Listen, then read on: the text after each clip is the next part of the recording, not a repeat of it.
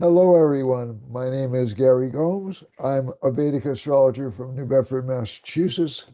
I've been a Vedic astrologer for well on 35 years, and my 35th anniversary this coming month. And I will be talking to you today about astrology, current astrology, how it affects you, how it's reflected in the world we see around us. And you might notice something. We have a new chair, and there was nothing inherently wrong with the old chair. It just wasn't as good for my back, and also I can look at you more directly from this chair. So it's a win-win all the way around. It's also forcing me to sit more with my posture better placed. So enough about the personal changes in the environment. Uh, we'll go on to talk about the astrological placements, and today I'm going to kind of wing it and see what the actual horary chart tells me, and that is the interpretational tool to start off. If I go into other areas, we'll see how that develops. If I decide to look at individual charts or charts from around the world, um, I'll do that. But I think a lot of the current conditions that we've seen over the past few weeks are still continuing. So we still have a government shutdown. We still have people.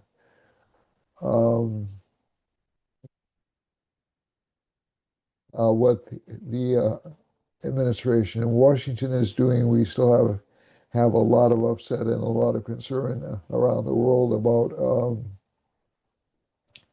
about unchecked immigration.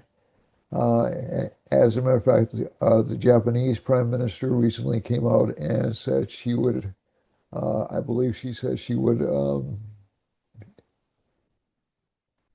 exclude all Muslims from entering Japan or send them back. I can't remember what the exact details were. So um, this is a worldwide issue. It's not unique to the United States or to Europe. It's happening internationally. And I think when something like this is happening internationally, um, it's it's really about um, perceived national identity, but it's also about resources. And I think that people who don't understand that, who just view it in terms of racism, although that's certainly a factor, are losing a larger picture. Um, so I think that when you start getting into this kind of stuff, you have to tread carefully because I'm not trying to take either side. I'm just trying to look at the factors that are pushing these discussions versus coming down on a particular side. And so essentially, I view my role as an astrologer to report what's happening versus to render my personal opinion on it. So so I try to stay neutral. And again, to say I don't have biases is incorrect. I'm a human being. I have biases like everybody else does. But I try not to let those guide my judgment. Uh, if you've been watching so far, you can ascertain how well I've succeeded or failed. I can't make that judgment, only you can. So let me see about sharing the screen for this week. Also, by the way, if you do want to schedule readings or inquire about lessons, I'm more than happy to talk with you. I did get at least one inquiry about a group class last week. but I'll need more than one inquiry in order to make that happen. So if you are interested in group classes, please let me know, and we'll go from there. I need to pull up the chart again because I inadvertently um, zapped it out. So my apologies, folks. So let's go over here. Yeah, we had that robbery in the Louvre this past week. Uh, date a daytime robbery, as a matter of fact, which was fascinating. And we also had, so again, I don't, to be honest with you, although it's a big a big deal to France, it actually reflects France's current afflicted state. Uh, I have nothing against France. It's just going through some hard times now, and it also reflects um, the penchant for thievery, maybe even brazen thievery, which we're seeing popping up, which we have seen pop up around the world just recently. So let's see if I can get to that chart again. See if it'll cooperate this time. And it looks like it's finally cooperated. Hallelujah. Okay, so basically, we'll look at the world in general. So Rahu's in Aquarius. So at the time that I'm doing this recording, Rahu is in Aquarius. Um, Moon is in the 11th house in Sagittarius, in Mula Nakshatra, which is a destructive nakshatra. It tends to cause all kinds of problems. There was a shooting today in, I say Colorado. So that's a typical Mula activity. Let me just see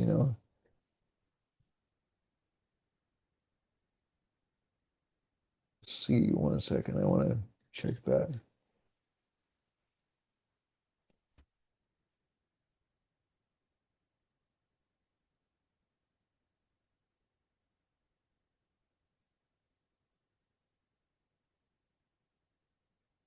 See where it is.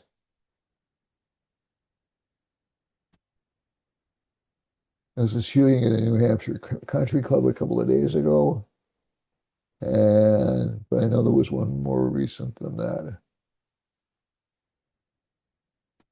Let's see, now hold on a second. And it's not very far away from where I live. Um,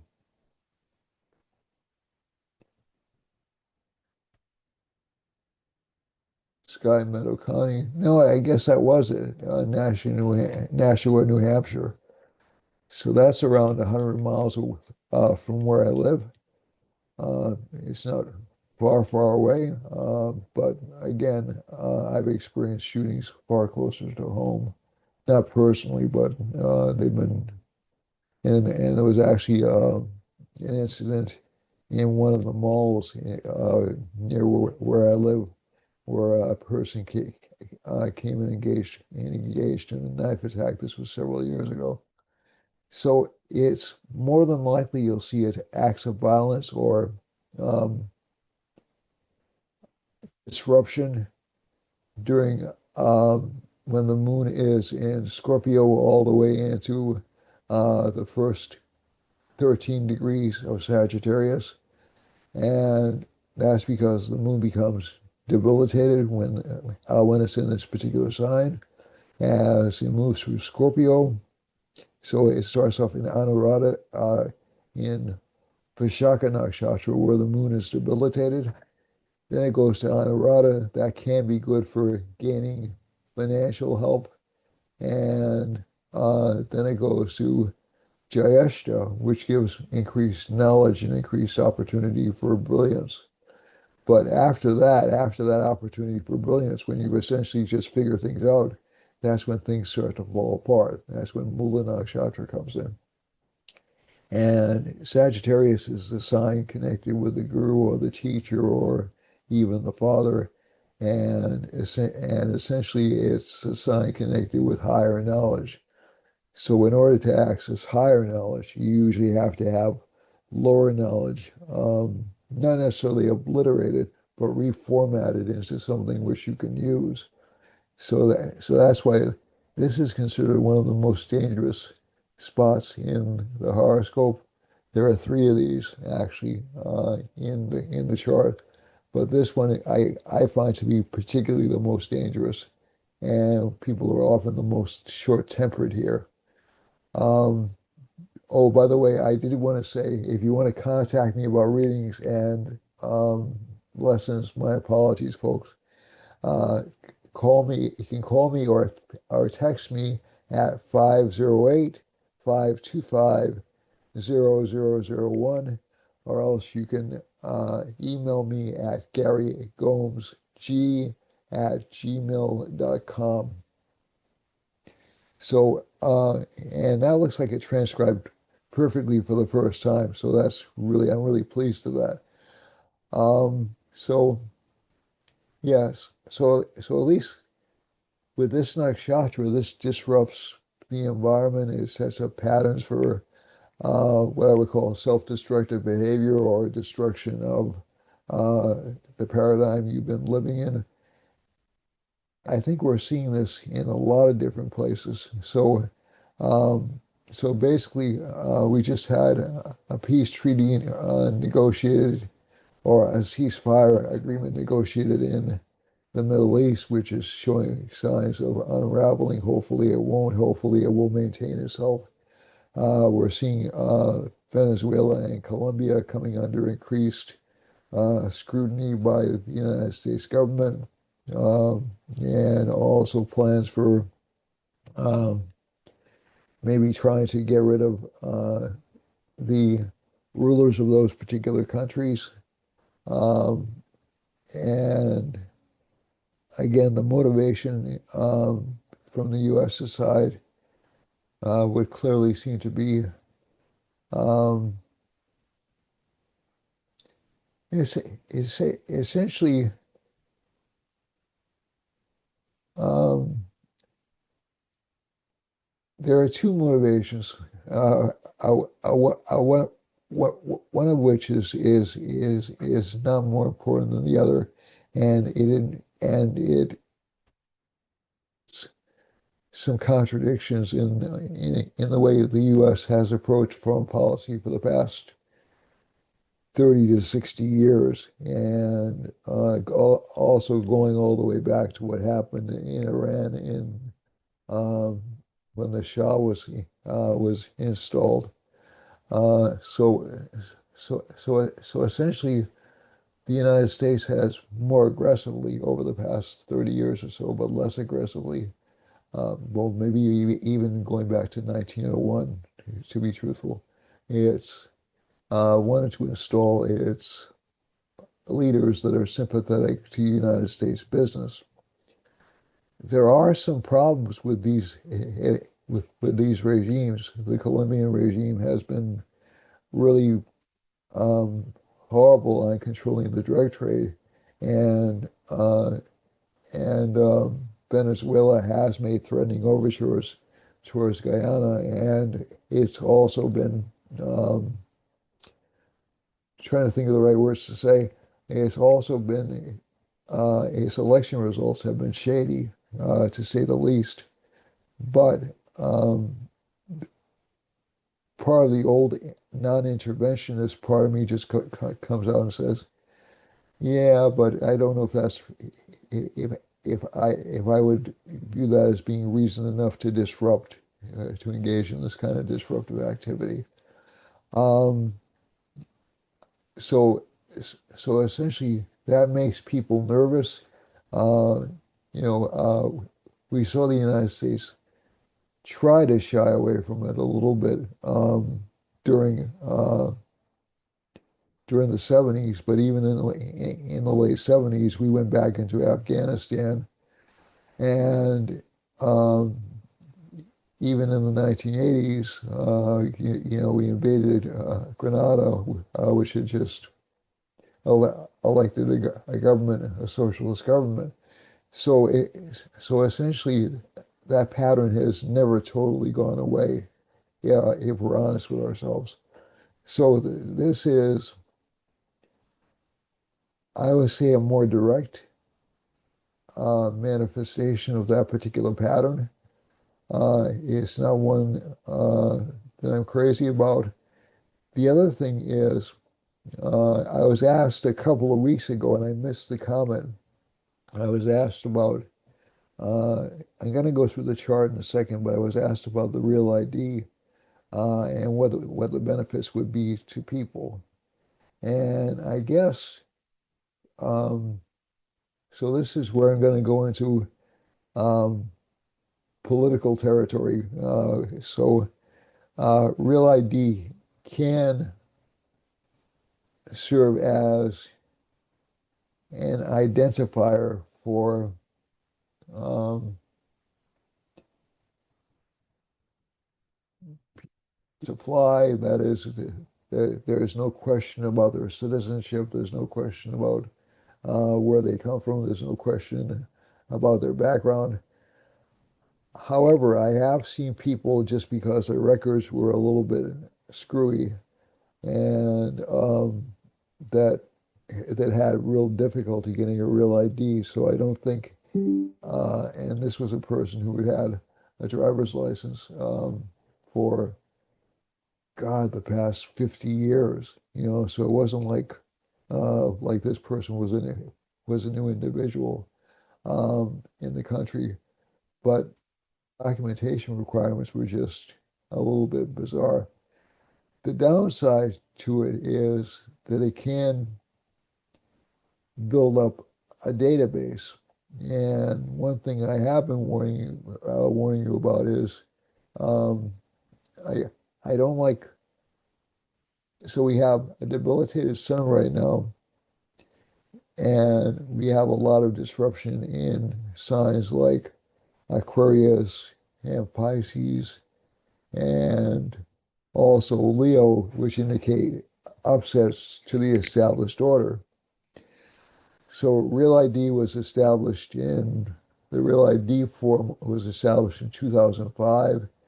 It was never revisited, and it could lead to essentially a mechanism whereby, as they did in Canada, where they could shut down bank accounts and shut down other assets the person has because the ID information would be linked. So that's the danger of it. And as I've told you before, there have been, especially in England and uh, Germany, and lately there was a referendum in Ireland about um, essentially uh, indicating that um, governments had the ability to arrest people for things they put online, and these were for. So I know that's a controversial subject for many people, but I think it sets. I'm worried that it sets a dangerous precedent because if you can, so who defines a hate crime is one thing, and it's also a little bit of a slippery slope because one administration could come in and say, this constitutes a hate crime because of X, Y, and Z, or and it could be something entirely different from what the previous administration had recognized as a hate crime. So essentially, this weak sun over here indicates the government's really not in control and won't be really in control again until at least um, I would say another 20 days or so. Uh, now, now, so people's confidence will be a little bit down over the next week, and with Venus debilitated for about the next 10 days, people's confidence in their purchases or luxury items or things like that, especially over the next 9 to 10 days, um, will be uh, affected. Also, Venus gives what I would call mathematical proficiency. In some ways, it has to do with memory as a planet. Saturn's aspecting Venus, so don't be surprised to see yourself having memory lapses, so making like egregious mistakes. It's also a little bit difficult on cars. It's also a little bit difficult um, on beauty or aesthetics. And also, it does tend to make people, from what I've seen, it does tend to make people a little bit um, crazy, that is, ready to find fault or ready to condemn without stopping and thinking. So, Venus is actually one of the planets in Vedic astrology, which I feel is greatly mischaracterized. It has a good understanding of the physical universe. A lot of people who are great scientists have exalted Venuses. A lot of people who are artists who try to categorize beauty, essentially, or define beauty, have debilitated Venuses, which is fascinating to me. So so essentially so essentially this kind of pattern will make people even look at even the best initiatives and say, "Oh, that's junk. I don't trust those people. I don't trust them." And the thing that's coming in as a countervailing force is what you're seeing, as I said last week, is with Jupiter heading towards exaltation, you're actually seeing a lot more emphasis and a lot more acceptance of traditional values. Um, Interesting thing overall is this transit will last for only a little while, then it'll come back in full strength in the summertime. K2 in Leo, again, we're going to have more upsets and more disruptions of leadership around the world because, to be honest with you, especially with the sun debilitated, international leadership isn't doing that good a job. And I'm not saying that to be nasty. I'm just saying that's essentially what the chart's indicating. So this Venus debilitation was kept in check to a large part up until around 3 days ago by Venus being in Libra, which is, or I'm sorry, by Mercury being in Libra, which is Venus's signs. This gives an exchange of lordships. So right now, Mercury wants to express itself. It wants to be free. It wants to be free to buy or offer or converse with things. But it also, is also a little bit hesitant about those things because of fear of misinterpretation. So you'll see that pattern happening a lot over the next week or so. Um, and again, we have about 9 days before Venus moves into Libra, where it'll be more um, balanced and fair and objective in the way it views things. So, and Mars is about to shift signs. So we're going to see what I would call, so we've had a few days where people were honest about their motivations. That's, just flat out. So we had so, so we had people on both sides of the political fence kind of slip and reveal what they actually thought about something for at least for the past week or so. And so so at least in the United States, both Democrats and Republicans look bad. But I think, interestingly enough, the line will be back on, and I'm expecting to see some kind of fabrication of a security threat develop over the next month or so. So we'll see if I'm right. But that Mars Mercury do, especially in Scorpio, will tend to do that. So we'll see if I'm right about that. And Jupiter's aspecting it, so it'll be uh, clouded in patriotism. All right. So keep in mind, I'm not coming out either against or for either side. I think both sides have good points. I think both sides are a little bit screwed up right now, if I'm honest. Okay. Uh, so, um, but again, the penchant for lying will, so we had about a week, maybe just to see how screwed up people really are. And that'll disappear within about 2 days at the outside. You know, that clarity we've had will disappear within about 2 days. And again, this could just be me being overly critical. Yeah, it's quite possible. But I trust the Mars Mercury conjunctions. I, I, I've seen them too often um, produce uh, pretty poor results, especially politically. So just keep that in mind. In terms of trade, I think one of the things is you'll see trade improve over the next few weeks. The stock market will definitely go up. Um, and one, two, three, four, five. So one, two, three, four, five, six. Saturn's aspected by Jupiter now, which should take a little bit of the negative pressure off Saturn. We should see some improvements in pricing over the next few months, which should be a relief to most of you. And at Rahu in Aquarius, again, look for major technological innovations over the next year and a half. That's not going to go away anytime soon.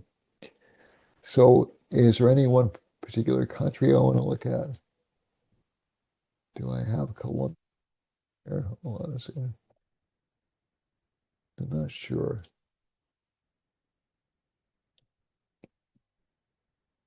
No, it doesn't look like I do.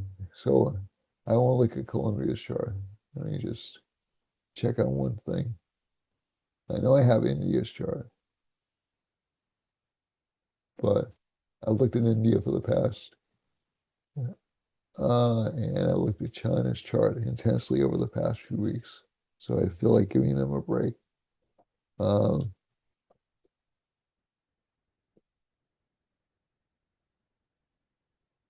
I'm gonna start to bookload more birth charts for countries. Let me just see now, or put them in. It says chart because France seems to be going through kind of an economic crisis right now. France.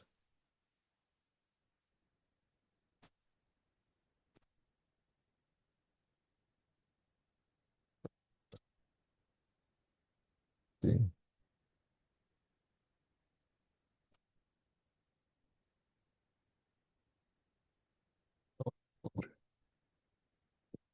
Well, you know what? I'm going to pause it because I think this would be worth looking at.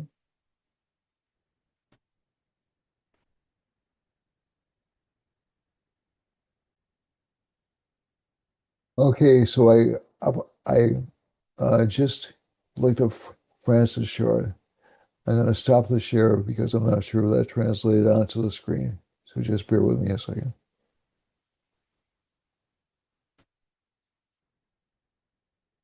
I want to be looking. So the main reason I'm looking at France's chart is mainly because of the robbery this past week, and also the economic crisis they're in. So if you look at the chart, it's interesting how many European countries that were formed over the past 20 years have debilitated Venuses in them. I just find that fascinating. Um, so interestingly enough, it's paralleled their economic decline because Venus is essentially it is a very economically um, promises prosperity, but if it's weak, it can hurt prosperity. No. So let's look at this chart. So this gives us a Sagittarius rising. So very simply, one of the reasons it gave the economic decline is really Saturn in the first house in this chart by transit. So remember, Saturn is in the sign along with Ketu. Mars is in the third house. Um, so it's kind of an aggressive country. Um, and a lot of people who don't know, this is the Fifth Republic, by the way. This is the most recent government formed in France. So, um, so Mars is still a colonial power. It really hasn't given up its relations with its colonial territories to the same extent that, let's say, the UK has, or Spain has, or and it's also got a Mars-Saturn opposition, okay, in the chart. So it's a perfectionist country. So that's one of the reasons they seem to be very picky about a variety of things. Moon is in the fourth house. Um, they they're mostly they've mostly been a liberal or I would say a semi-socialistic country for the past um,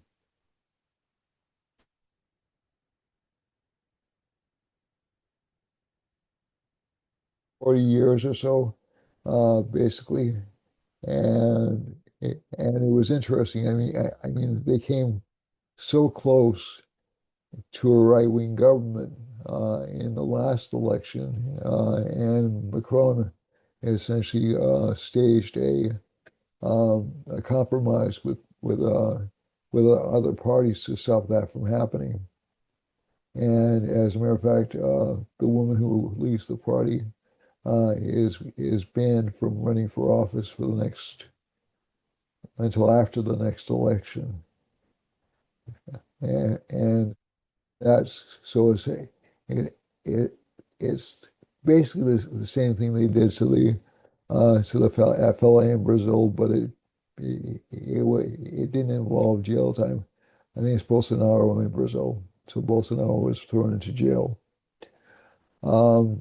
And Marine Le Pen was banned from, she had violated um,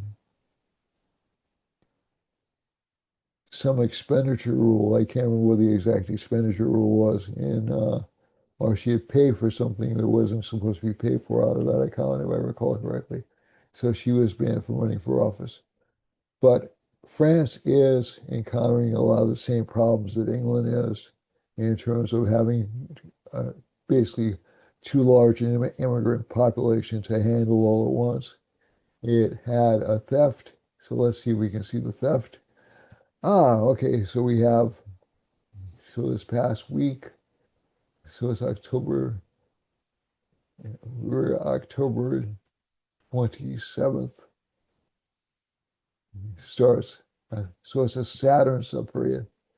So people weren't looking this past week. That's really good. So essentially that was a stupid mistake. If I can, yeah. So the 23rd, okay. So the 22nd to the 23rd, we have a Rahu subperiod. So people were distracted. October 23rd, people were distracted. October 23rd was only a few days ago. The Louvre robbery was, let me just check.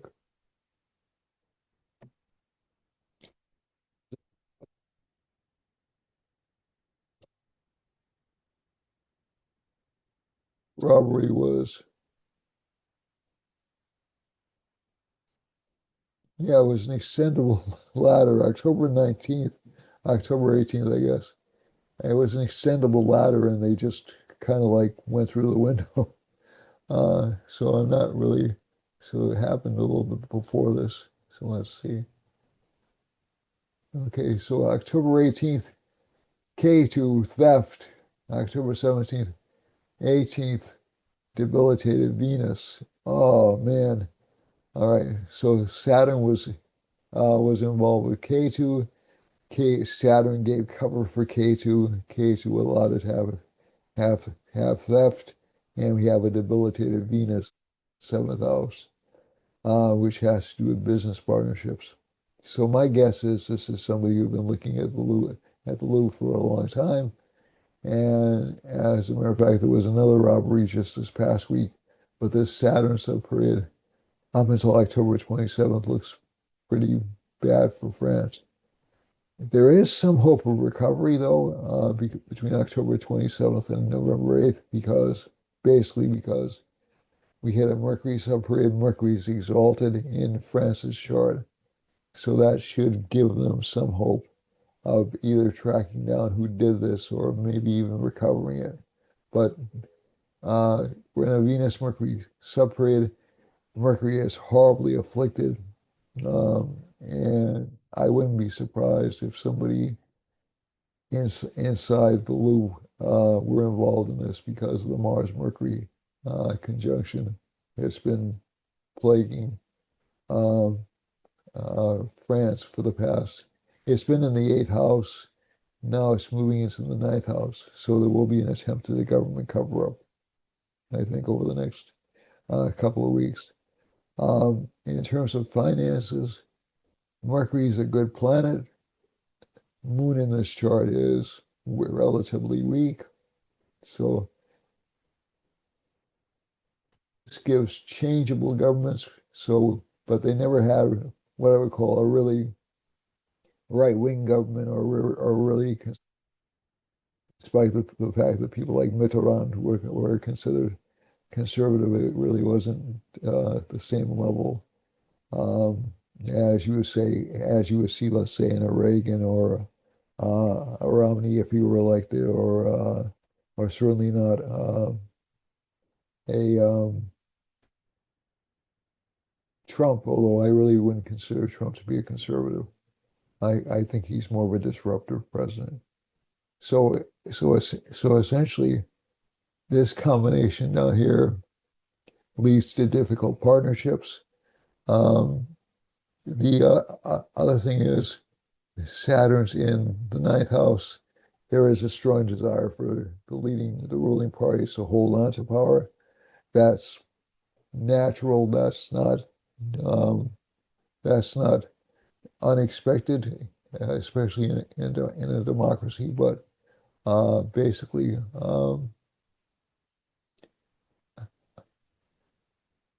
France is a little more tenacious. This chart down here also explains the troubles they've been having with their former colonies or their uh, former colonial possessions lately. There has been a lot of trouble in the old regions that France used to control.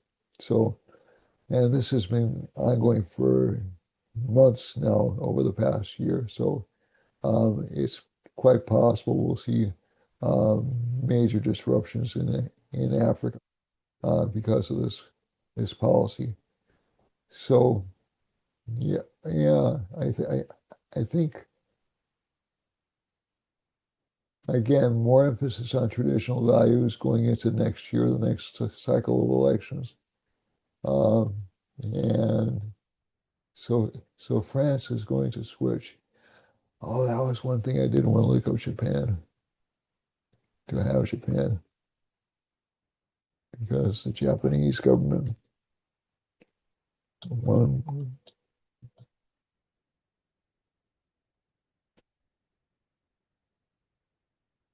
have people. Okay, so we'll look at Japan next week because I don't want to delay too much on this. I'll remember, believe me, if I can spit it out. But like I said, I think it's really fascinating to see what's happening because we're not hearing it in the United States. We're strongly focused on U.S. World events, and most of the press in uh, England and Ireland and France, is they're not really government media, but they tend to be more liberal and conservative. And so we're not hearing a lot about some of the disruptions that are going on in those countries. Certainly not in Germany, where actually if you insult a politician um, on the internet, you can get thrown into jail. I mean, these are interesting times. So You may think that's justified. I don't, but that's where we may differ.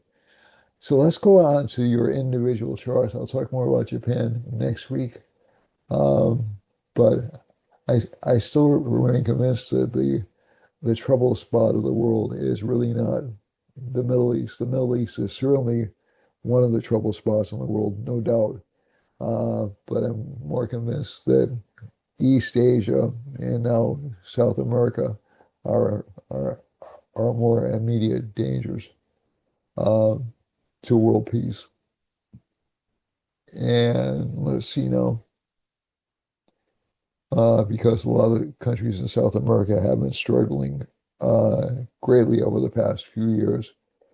Argentina just got in a war. I'll see if I can look up Argentina. It's just got uh, a loan or a grant of $40 billion dollars from the United States. So again, that's where, like I said, the true intentions come out during this Mars-Mercury separation. And they're only separated by about 3 degrees. So um, it's not really a huge separation. It's just sort of like they're separated by an artificial wall in the sky. So so it's still active, but it's a little bit more visible. All right, so let's look at the individual signs. Aries has Mars and Sun in the seventh house, so there will be conflicts and problems with home life and with children for this particular sign, at least over the next week or so. That'll probably fade out a little bit, but you'll actually have relationship partners doing things behind your back over the next couple of days. And this would be for April 15th through May 16th. Jupiter's in the fourth house. That's actually not a bad placement. So home life will be relatively sedate, although there will be problems with spouse. Venus is in the sixth house. This sign will have to look out for stomach and liver and kidney problems. And Mercury's in the eighth house. There may be also be some major communication problems for this sign. Moon is in the ninth. That's okay for changing direction if you've been set on a path, on a destructive path for a while. You can give up bad habits during this moon sign placement. Saturn sits in the 12th house and Rahu sits in the 11th house. So there is this desire to acquire more, but Saturn aspecting the moon is making people hesitate. You'll probably see more acquisitiveness around Tuesday for this sign. So this sign has to be careful, must be careful about overspending. For May 15th through June 15th, that's Taurus. For you people who follow Western astrology, uh, Vrishaba is the name in Sanskrit. Uh, we have Venus as Lord of the first and the fifth. Now, this is actually not a bad placement, but it will mean these folks will be a little bit more um, frustrated by their inability to get luxury goods or luxury items. They'll be more critical of what they buy. Uh, Jupiter sits in the third house, so they'll be more careful and a little bit more cautious, a little bit more respectful of tradition. K2 is in the fourth house. Some disruption in home life, some unhappiness in home life because of this particular placement. Um, Seventh house has Mercury in it, so there will be some communications issues with a relationship partner and also some potential for deceit from a relationship partner because of the Mars Mercury conjunction of days. For health issues, the vitality of this sign may feel a little bit low, and it'll also be a little bit more argumentative and competitive than usual. It's in the eighth house. That can give sudden, unexpected financial gains for this sign. Rahu is in the 10th house, so career dissatisfaction does show up. And Saturn is in the 11th house, slow but persistent gains. Um, for Gemini, this is June 15th through July 15th. Gemini is Mercury is placed in the sixth house in Scorpio, and that usually indicates the sun will be struggling a little bit, but more competitive this week. Venus is in the fourth house, more interest in romantic involvements, more interest in socializing for the sign, and Sun is in its debilitation sign, so there can be unexpected or sudden love affairs for the sign. However, I wouldn't recommend committing deeply to any of them because the sun's a little bit weak. They're not really strong love affairs or romantic attachments, but they can make you feel better about yourself. So there's a strong sexual pull with this sign, with this Mars in the fifth house in Libra. Moon is in the seventh house. This indicates change of long-term relationship status. So if this sign had found itself to be single, it will find itself getting a lot of attention. If it's been in a long-term relationship, it'll change its mind about the long-term relationship and cast its net further out. So you will see some, not necessarily breakups, but some changes in loyalty in long-term relationships for this sign. So if a relationship's been on shaky footing, it's more than likely the sign will tend to feel itself a little bit more willing to take risks or investigate new relationships. Saturn aspects the moon, so again, those shifts won't happen quickly, but they will happen. Ninth is well placed by sign, and I think you'll see this sign actually getting some recognition this week. Jupiter's in the second house, better for communications, better for luck, better for financial. Gemini, that's June 15th to July 15th. For Cancer, Cancer has Jupiter in the first house, along with the Gati Lagna, which is a sign of prosperity, an indicator of prosperity. So this sign will attract a lot of financial growth through hard work. Ketu's in the second house. It may have difficulty expressing itself or speaking well during this time, and it may be a little careless or insensitive when it speaks. So that's a downside to it. Venus is in the third house. This isn't a bad placement, but it does make this sign a little bit more cautious in seeking luxury items. Mars is in the fourth house, aspecting the seventh house. So that's a Mars affliction. So this sign should be careful about new relationship partners, especially about getting involved in sexual relationships. After uh, maybe midweek, it's okay, but right now, no. Um, and also, I recommend people, uh, just because Venus is a little bit weak right now, I recommend people try to refrain from new relationships at least for 10 days. So that doesn't seem like such a long time to wait, does it? Okay, so Moon is in, the Lord of the First is in the sixth house. There's a willingness to fight back, a willingness to take on enemies. Rahu's in the eighth house. This is gives unexpected surprises or rewards. And Saturn's in the ninth house. This can give increased uh, luck, but again, it's surrounded by hard work. And a lot of the work effort you've been putting forth really won't start to manifest until the end of November. Now, the interesting thing about this is Saturn is starting to slow down in its motion as it hits the Earth. And one of the reasons I'm saying that's important is because basically planets become very strong when they slow down. So over the next month, I expect things to move more slowly and more deliberatively than normal. That's not necessarily such a bad thing because it allows you to think before you act. But there's a little bit of hesitation to act.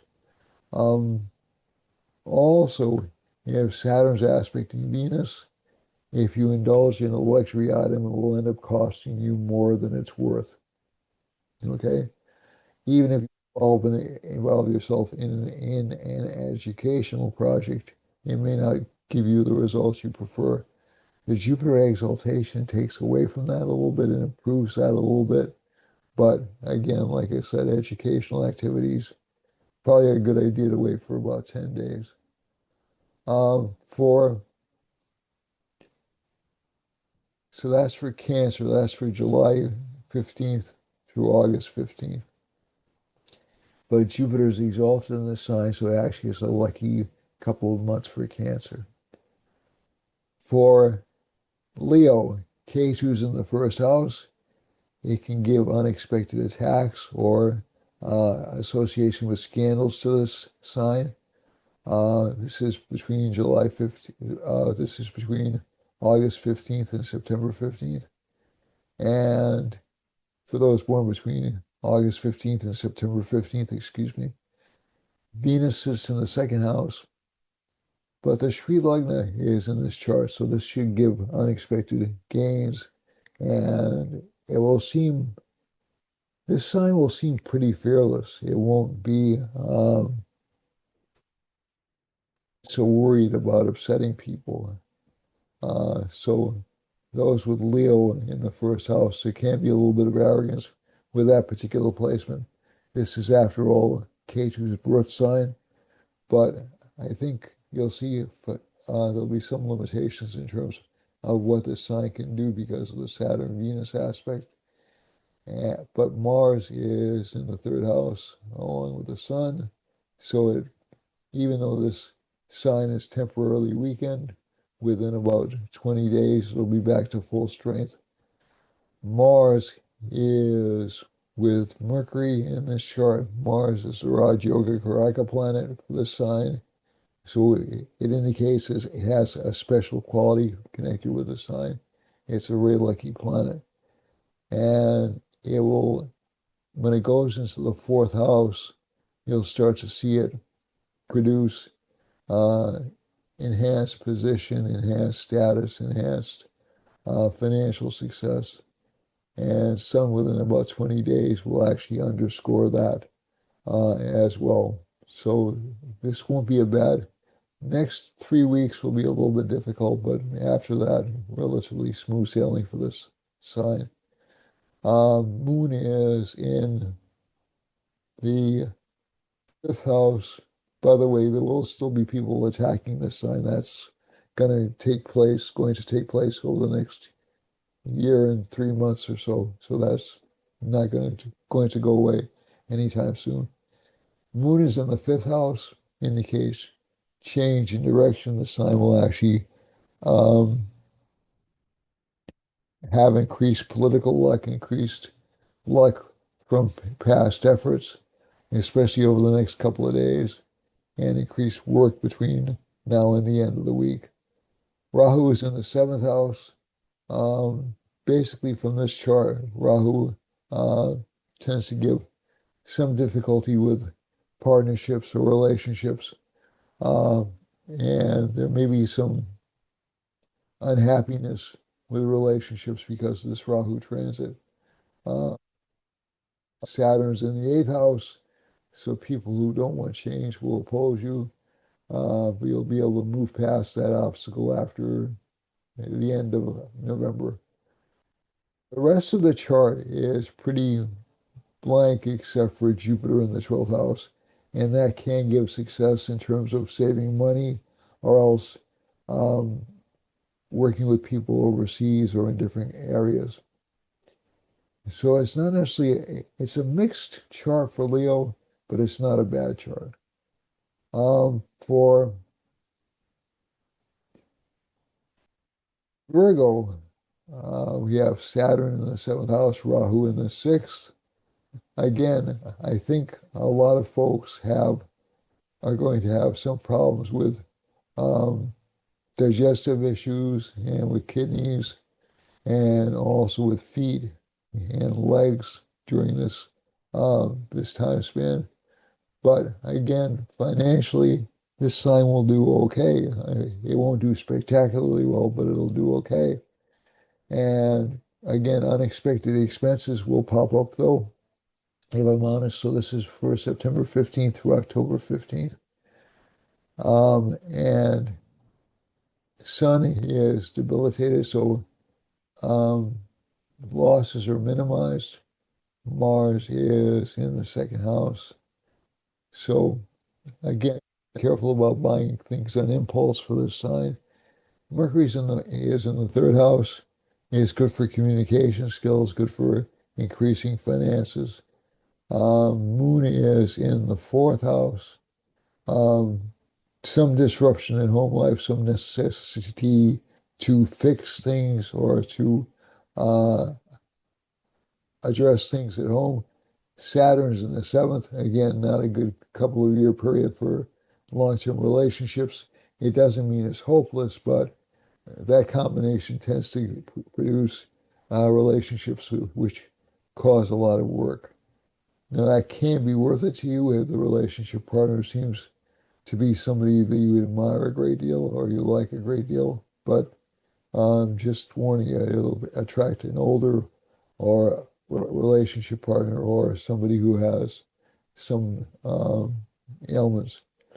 Jupiter is in the 11th house, good for financial gain, but it's a somewhat weak Jupiter. And K2's in the 12th house, so unexpected expenses, as we said before. The sign Libra, which lasts from October 15th to November 15th, at least in the sun sign sense, has Sun, the Lord of the 11th house, in the first house, and Mars, Lord of the second house, in the first house, and Mercury, Lord of the ninth, 12th in the second house. So these are all pretty strong or potential Dana yogas or wealth producing combinations. Mercury allows the sign to speak well. It allows it to explain things well. Moon sits in the third house. There's a desire of the sign not to rock the boat right now. It's trying to reorient its life, and it's being pulled in a couple of different directions in terms of what it thinks it should do. So in terms of like I said, major purchases, I'd probably delay for about 10 days for a Libra. In terms of um, and Saturn aspecting the moon sort of encourages that. Saturn aspecting the Lord of the first house in the 12th house. This sign will be intensely focused on expenses over the next couple of weeks. So that's something you have to keep in mind. It will be a relatively expensive couple of weeks for, or expensive 2 weeks for Libra rising. K2's in the 12th, good for spiritual development, good for acquisition. K2's in the 11th house, good for acquisition of financial progress through spiritual friends. And I would say that's definitely true based upon um, what I've encountered with people. So again, this isn't a bad chart for Libra. It's just a little bit imperfect because it's oppressed by Saturn. Saturn does help Venus. They're great friends in Vedic astrology, and it actually helps it to discipline itself and to focus on intellectual pursuits. For Scorpio, Scorpio is November 15th to December 15th. We have Mercury in the first house. The Lord of the first is in the 12th. So again, it's an expensive chart. And it's not unusual because we're seeing a lot of credit card debt increase and a lot of personal financial issues arise. Moon is in the second house, so there will be some disruption to finances, but Mercury as Lord of the 11th and the eighth house can give unexpected gains of income to this sign. So there will be some surprises in income, but not sustained. And so positive surprises. Rahu is in the fourth house. This is good for um, inheritance of property or else unexpected financial gains. But again, that could happen anytime over the next year or so. So I'm saying from this chart, there should be some financial gains connected with real estate. But again, that's not specific enough for me. I think this month we'll see some more gains connected um, with walking, with leg exercises, things like that. Saturn is in the fifth house. Some problems or some disappointment in children. This isn't serious. Jupiter's in the ninth house. That's good for overall luck for this sign. Jupiter aspects Mercury, the Lord of the 11th. It creates a dana or a wealth producing yoga or combination. But the Lord of the fourth, I'm sorry, the Lord of the first house and the 12th, along with the sun, debilitated, is in a lucky combination. So there will be expenses connected with cars and other items. Let's see now. Sagittarius has the moon in it, and Sagittarius, as I said before, this is a very disruptive planetary placement. It can cause unexpected changes of orientation or even some destruction of finances due to carelessness. So you have to be really careful during this period. Saturn aspects the moon, Saturn aspects Venus. So Saturn tends to dominate this chart, dominates a lot of charts this month, if I'm honest, but especially for Sagittarius.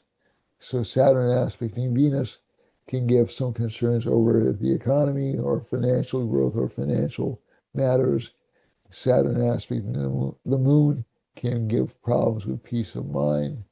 And Rahu sits in the third house, makes this sign very ambitious, very aggressive somewhat. Jupiter's in the eighth house, unexpected financial growth. So this is the United States rising sign, Sagittarius.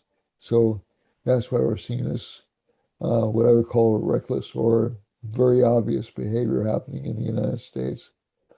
K2 is in, or maybe it's because we've seen it before and we refuse to recognize it then, but because we have somebody we don't trust in the office, we're paying more attention to it. So that may be why.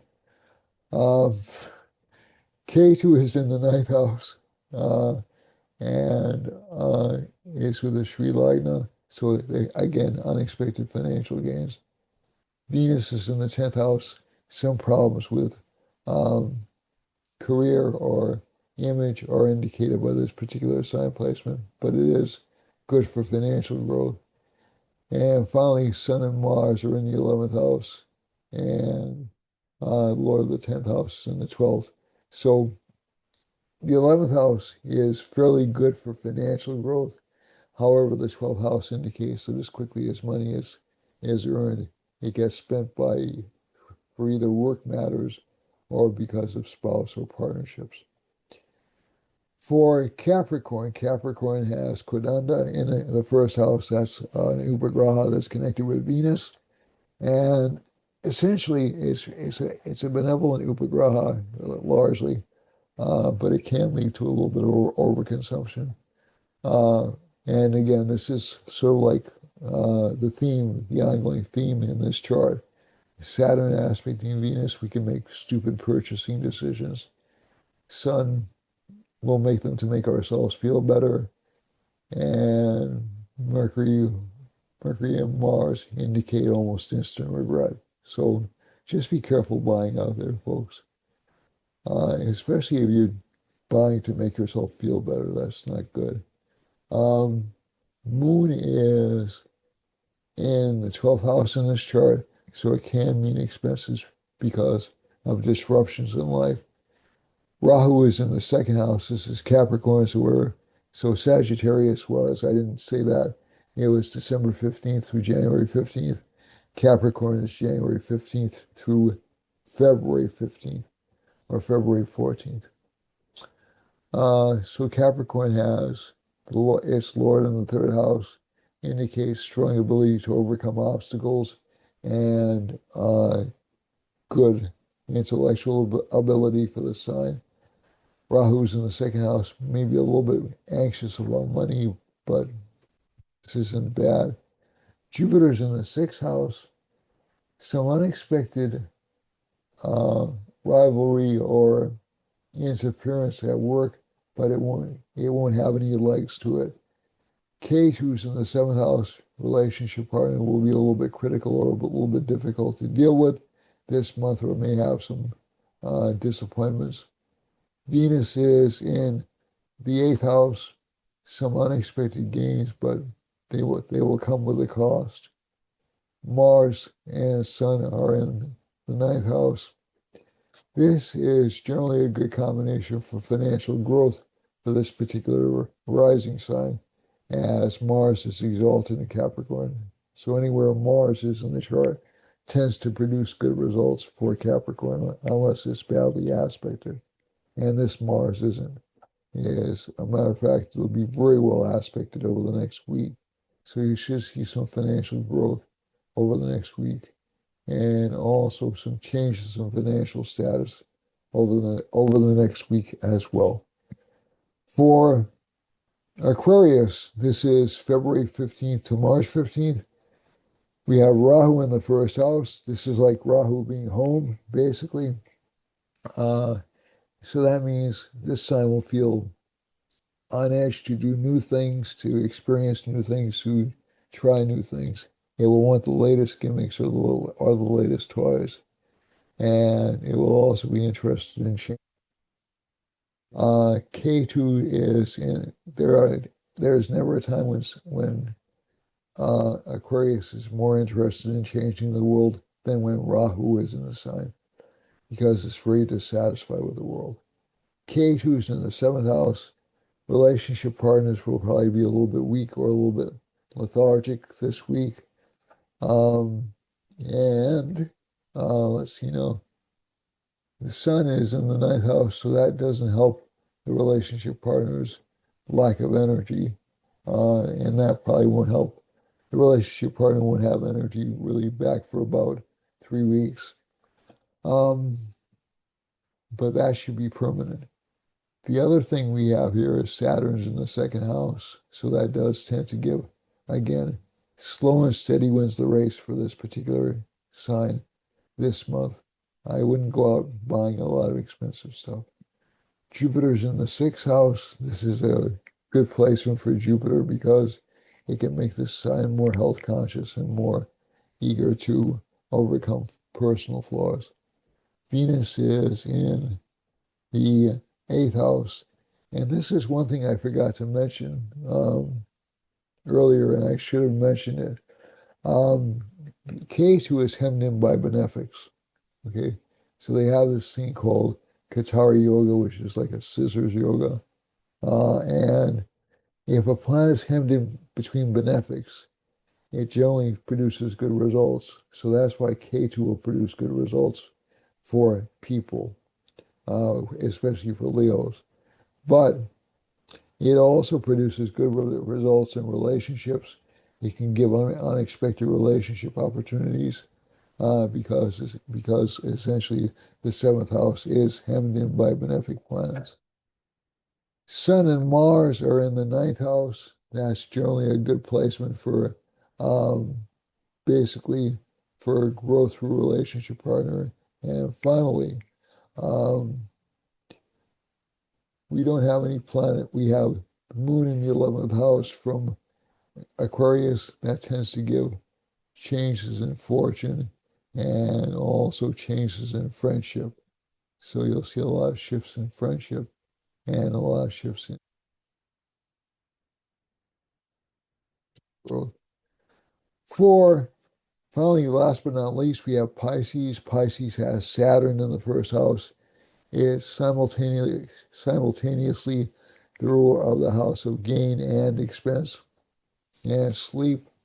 Okay, so um, Rahu in the 12th house will tend to give this sign limited sleep happiness because of this placement. And let's see, Venus is in the seventh house. Again, relationship partners will tend to be a little bit difficult to deal with because of this particular placement. Um, we have Jupiter in the fifth house. That's generally a good placement for this rising sign. Jupiter aspects the uh,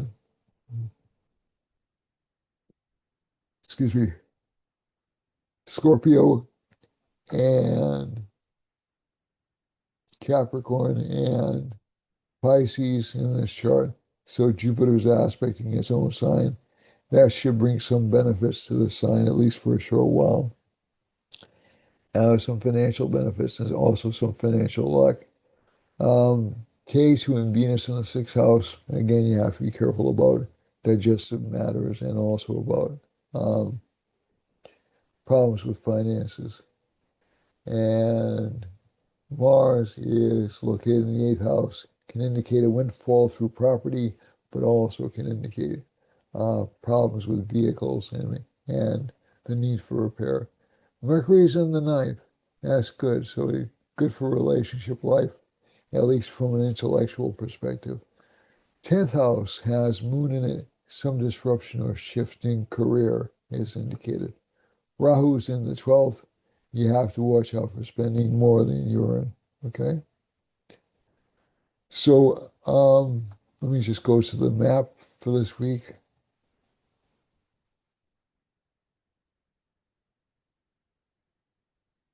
See where all the astrocartography action is taking place. And I'm going to lean in a little bit, not to scare you. It's never my intent to scare you.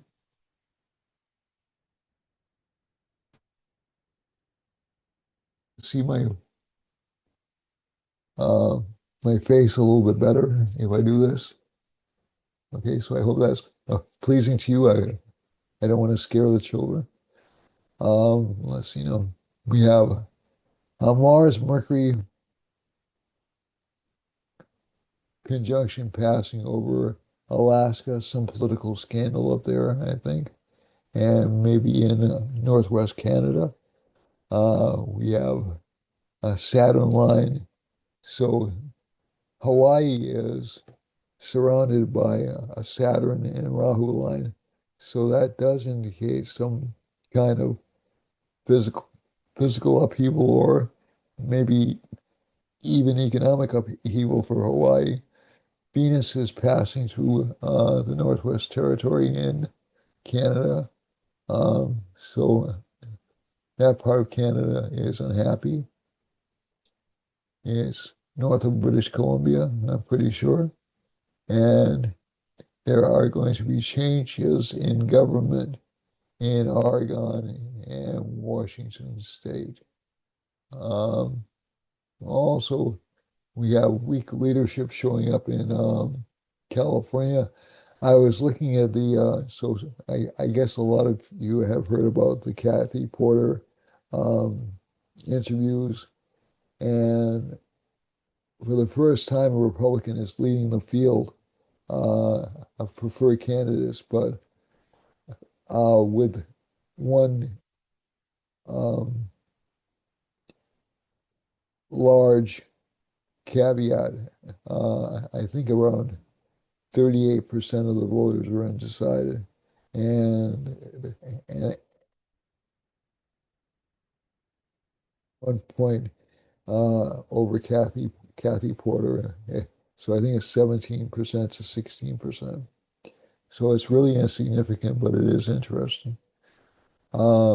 And so that weak leadership is showing up in Los Angeles, is showing up in a lot of uh, Utah, Washington State, and some disconnect um, from national leadership. There's a Mars Mercury line passing over uh,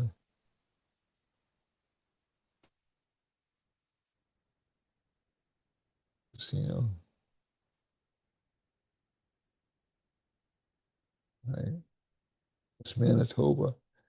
passing over Manitoba and going down into Nebraska, down into, I'm sorry, going down, not Nebraska, my apologies, North Dakota, South Dakota, Minnesota. So we can expect to see, and all the way down into through Kansas, um, Texas, Louisiana, Oklahoma, oh, not Louisiana, Oklahoma, excuse me. Yeah, and actually it is touching Louisiana and down close to Mexico City. So there are some political shenanigans going on in this area right here. I prove that people are misrepresenting stuff, but I I have a fair expectation that's what we have a Rahu line going off the coast of Canada, off close to um, close to Maine, and there have been some disruptions in Maine lately. Some um, some disarray in the at least in the Democratic Party, and also some disarray down in Haiti and down into Venezuela, Colombia, down into Chile, Peru. Um, yeah, so that entire region looks like this entire area looks like it's a little bit um, panicky right now.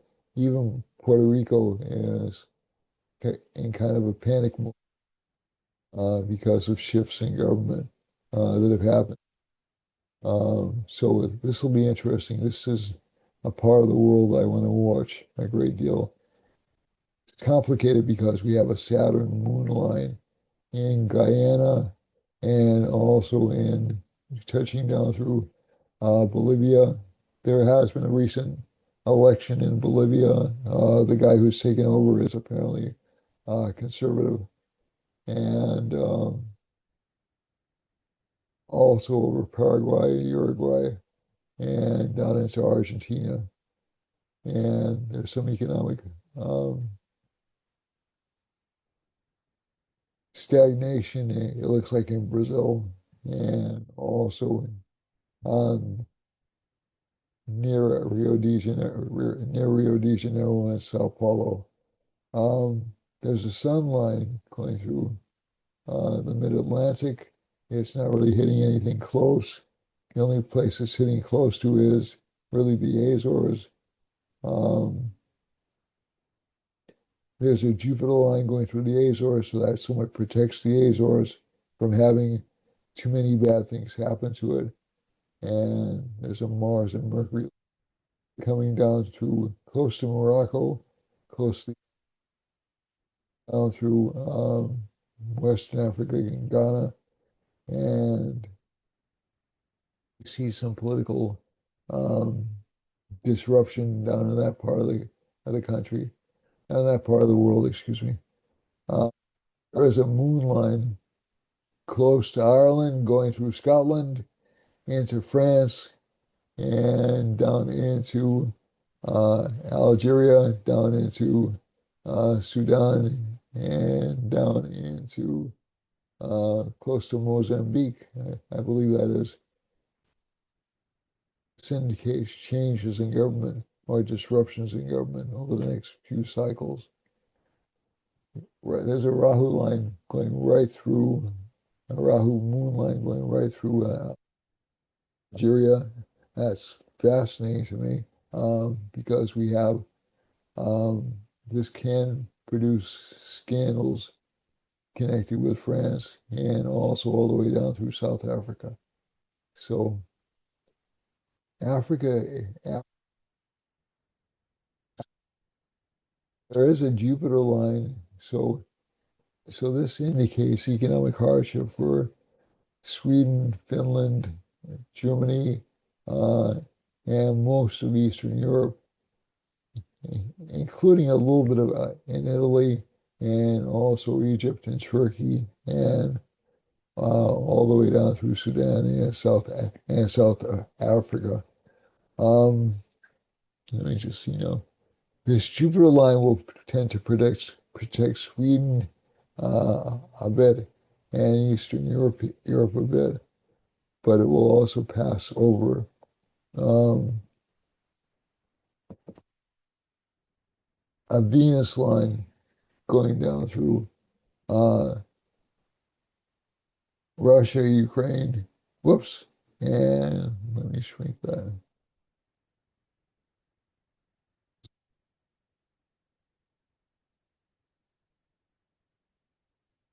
And it'll intersect in near Saudi Arabia and near Iran.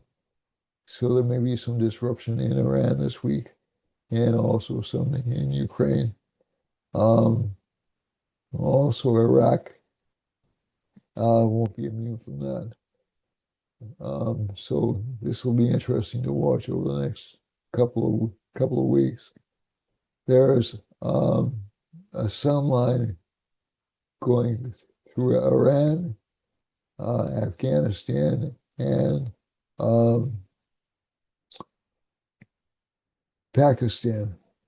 So those governments look like they're in trouble, at least for the near future.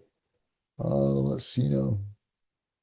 India isn't having a lot of action connected with planetary lines, although there is a Mars-Mercury conjunction over here, which can indicate some political scandal or some accusations of lying or even some political protests.